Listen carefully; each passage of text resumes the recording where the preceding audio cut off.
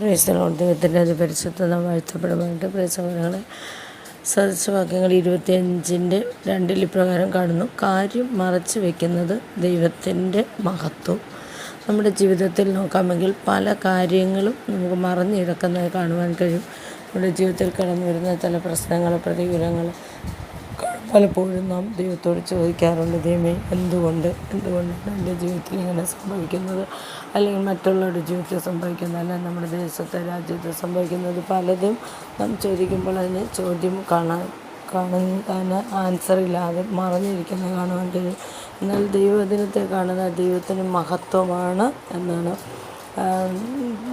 സമാന കൂടാരത്തിൽ കതിരവിളക്കുണ്ടല്ലോ, കതിരവിളക്കിലെ മുട്ടുകളും വിടുന്ന പുഷ്പങ്ങളും ഉള്ളതായി നമുക്ക് തിരുവനന്തപുരത്ത് കാണുവാൻ കഴിയും.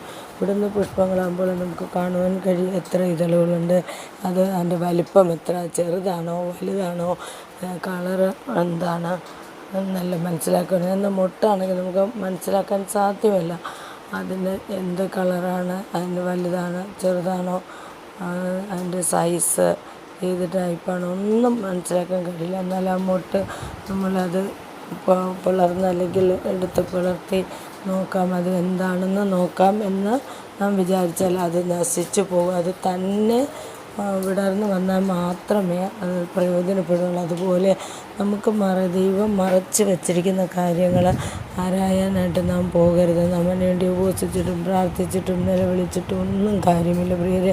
അതെല്ലാം ദൈവത്തിൻ്റെ കയ്യിലാണ്. സകലത്തെയും ദൈവത്തിൻ്റെ റിമോട്ട് കൺട്രോൾ ദൈവത്തിൻ്റെ കയ്യിൽ തന്നെയാണ്. ദൈവത്തിൻ്റെ കാണുവാൻ കഴിയുന്ന ദൈവത്തിൻ്റെ ദൈവം സ്വർഗത്തിലുണ്ട്, തനിക്കിഷ്ടമുള്ളതൊക്കെയും ചെയ്യുന്നു. ദൈവത്തെ ചോദ്യം ചെയ്യാൻ നമ്മൾ ആരുമില്ല. നമ്മുടെ ജീവിതത്തിൽ, നമ്മുടെ കുടുംബത്തിൽ, കുഞ്ഞുങ്ങളുടെ ജീവിതത്തിൽ എന്തുമായിക്കൊള്ളട്ടെ, ഈ ലോകത്ത് സംഭവിക്കുന്നതെല്ലാം തന്നെ ദൈവം അറിഞ്ഞിട്ടാണ്, ദൈവം അനുവദിച്ചിട്ടാണ്, എല്ലാം ദൈവത്തിൻ്റെ കൺട്രോളിലാണ്. ദൈവം അറിയാതെ ഒന്നും സംഭവിക്കുന്നില്ല. പക്ഷേ അതിൻ്റെ എല്ലാ ആൻസർ നമുക്ക് കിട്ടണമെന്നില്ല. ദൈവം എല്ലാം നമ്മോട് പറഞ്ഞിട്ടല്ല ചെയ്യുന്നത്. ദൈവത്തിൻ്റെ ആ പരമാധികാരത്തിൽ ദൈവം അത് ചെയ്യും. എന്നാൽ ദൈവമേ ആ മേഖലകളും ദൈവിക സമാധാനത്തിന് വേണ്ടി, ദൈവിക ആശ്വാസത്തിന് വേണ്ടി പ്രാർത്ഥിക്കുക. എൻ്റെ പിന്നിലെ ദൈവഹിതം നിറവേറണം, അതിലൂടെ ദൈവനാമം മഹത്വമെടുക്കണമേ എന്ന് പ്രാർത്ഥിക്കുക.